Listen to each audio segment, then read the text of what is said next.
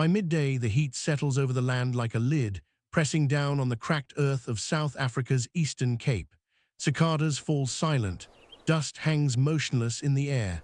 In seasons like this, drought does not announce itself loudly. It works quietly, deciding which lives can continue and which will be left behind. Moving slowly through the speckbum thickets is one of the region's oldest residents. The rangers know him as Titan, a mature bull elephant shaped by decades of survival. His tusks curve outward like worn blades, polished smooth by years of digging and stripping bark. His memory holds invisible maps, routes to water carved over generations. But today, memory offers no protection. Titan walks with difficulty. Each step of his right foreleg lands heavier than the last. The limb, normally a column of effortless strength, is swollen far beyond its natural size. The skin is stretched tight and glossy in the sun. Deep beneath it, an abscess presses against the bone, pulsing with every heartbeat. Pain has become constant, an internal rhythm that overwhelms the sounds of the bush. Days earlier, Titan had been traveling with his herd. At first, they slowed for him. The matriarch paused, sending low-frequency rumbles through the ground, waiting, but Titan could not close the distance. Each step cost more than the last. Eventually, necessity prevailed.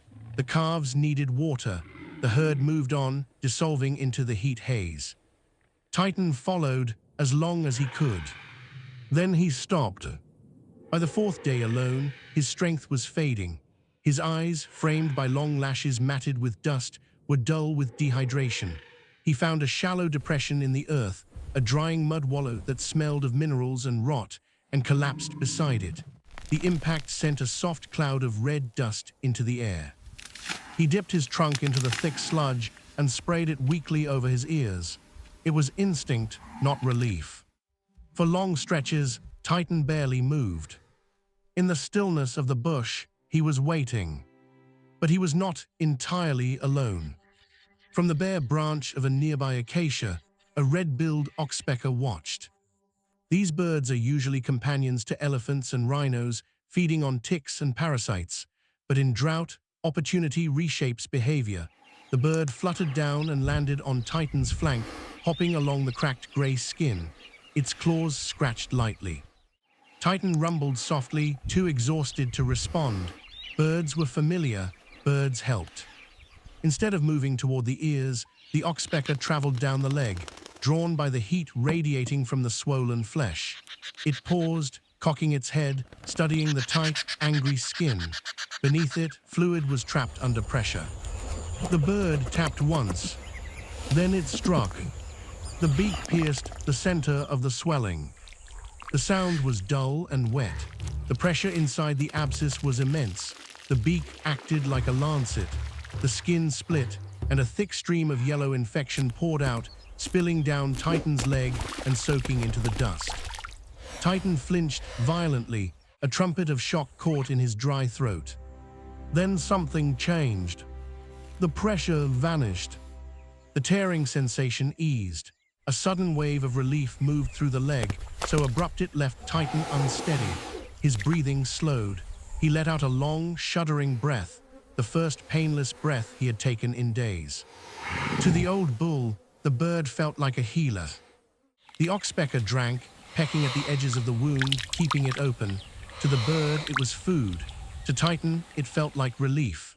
As evening approached, he lay down, resting upright, believing the crisis had passed.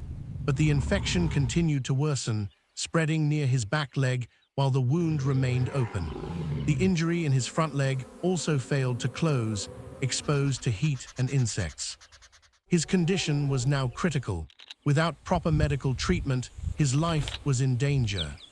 The oxpecker returned repeatedly, no longer tentative. Its pecking deepened, cleaning became feeding. The bird's activity did something worse. It attracted attention. More birds began to circle overhead, drawn by movement and smell. Titan shifted and flinched, but his strength was failing again. The pain returned, sharper now, spreading beyond the leg. The wound glistened, dark and cavernous, the skin around it trembling. Then, from the distance, came the sound of an engine. A land cruiser slowed at the edge of the clearing. Jack Turner cut the engine and stepped out. Ben Carter followed. Both stopped. Titan stood swaying in the open, blood and infection streaking his leg. Birds circled above him. One clung close to the wound. Jack shouted, clapping his hands, waving his arms. Ben snapped his jacket sharply in the air. The oxpecker lifted off instantly. The other birds scattered. Titan startled but did not charge. He was too exhausted. His breathing was heavy, uneven. Flies still hovered. They moved quickly. Water was poured into Titan's trunk. At first it spilled uselessly, then the tip curled weakly. He drank, once, then again. A flicker of awareness returned to his eye. The veterinarian knelt beside the leg without hesitation. Cold antiseptic flooded the wound. Titan flinched hard, muscles tightening, but he remained standing. The cavity was flushed again and again until the runoff ran clear. Antibacterial medication was packed deep inside. Then came the bandaging. Thick sterile padding was pressed firmly against the opening. Long wraps were wound carefully around the leg, sealing the wound and protecting it from insects and dirt. The smell diminished. The flies retreated. The bleeding slowed. By the time the sun dropped low and turned the bush felt gold, Titan was still on his feet. The swelling had begun to soften. The pain had retreated from an inferno to a deep, manageable ache. Titan tested his weight once, then again. The leg held. He turned toward the faint tracks his herd had left days earlier and began to walk, slowly, deliberately. Above him, a few birds crossed the sky. Titan did not look up. In the cooling silence of the African evening, the old bull moved forward, not fully healed, not yet safe, but alive.